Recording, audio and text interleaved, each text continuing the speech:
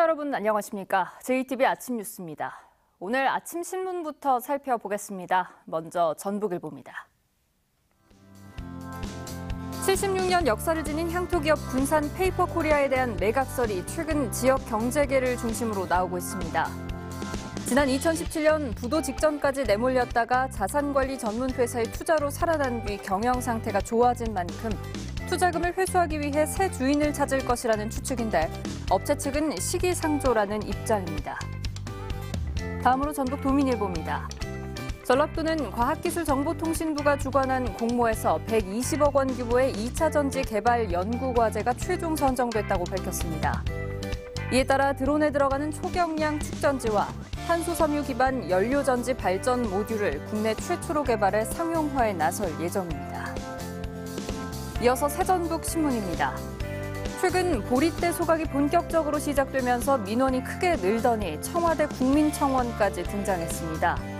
청원인은 농민들이 보리떼뿐만 아니라 비닐 등 환경오염의 주범이 되는 것까지 함께 소각하고 있다며 대책 마련을 호소했습니다.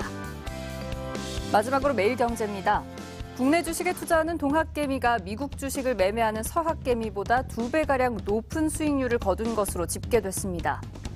지난해 12월부터 6개월 동안 미래에셋증권 고객 145만 명을 조사한 결과 수익률이 동학개미는 13%, 서학개미는 7%로 나타났습니다.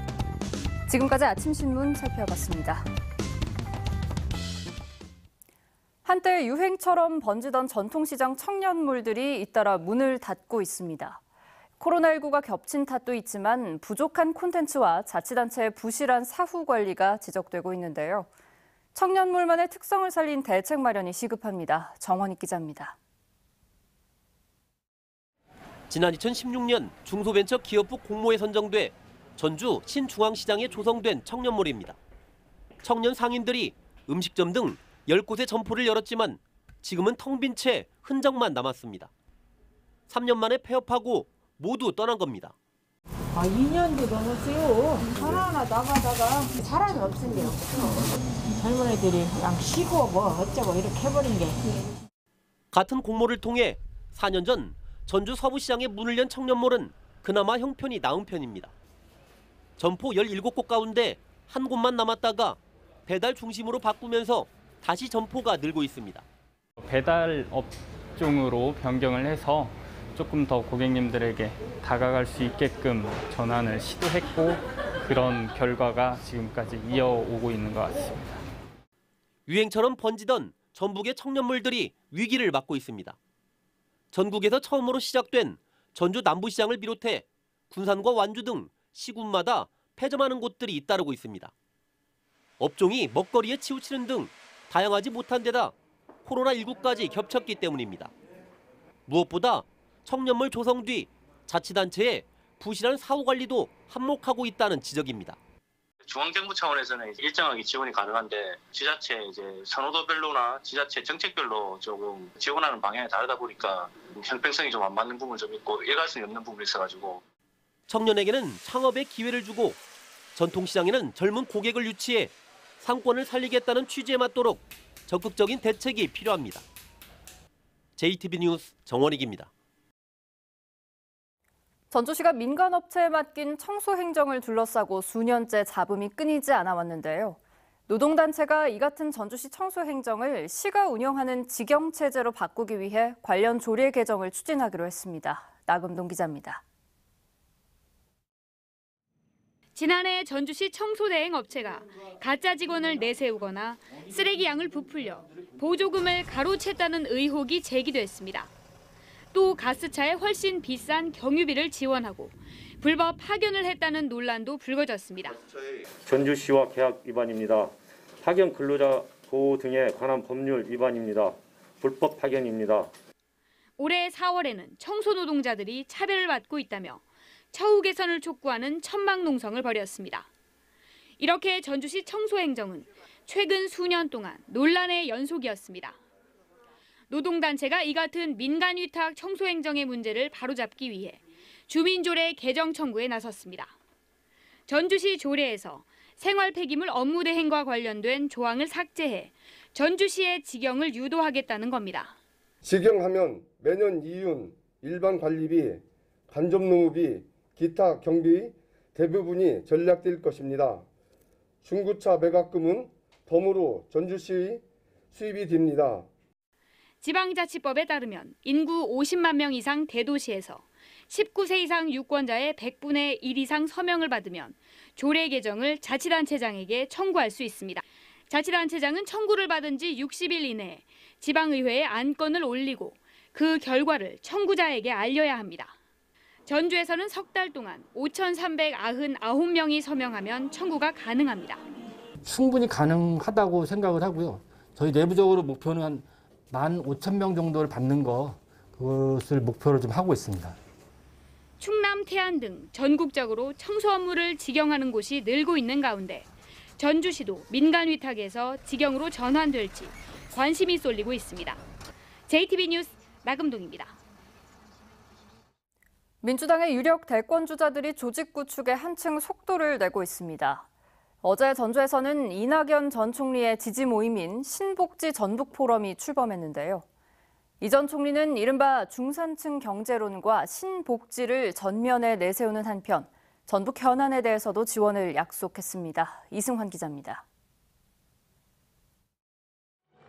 이낙연 전 총리가 신복지 전북 포럼 출범을 계기로 본격적인 새몰이에 나섰습니다.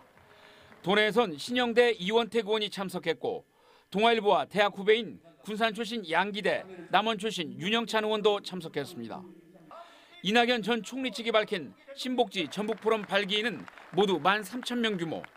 앞서 출범한 광주, 전남까지 모두 5만여 명으로 당내 경선 과정에서 호남이 돌풍의 발원지가 될 것으로 기대하고 있습니다.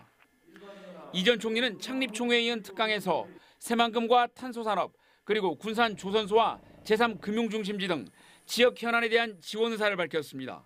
새로운 발전 전략이 첨가되고 그것이 전라북도와 대한민국의 큰 보탬이 되기를 바랍니다. 제가 힘이 닿는 데까지 그런 구상을 돕도록 하겠습니다. 또 내 삶을 지켜주는 나라를 만들겠다며 이에 대한 두 가지 핵심 기둥으로 중산층 경제와 복지 정책을 한 단계 업그레이드한 이른바 신복지를 강조했습니다. 위로 올라가는 걸 더 쉽게 하고 밑으로는 떨어지지 않게 받쳐드리는 것, 이것이 중요한데 밑에서 받쳐드리는 게 바로 신복지입니다.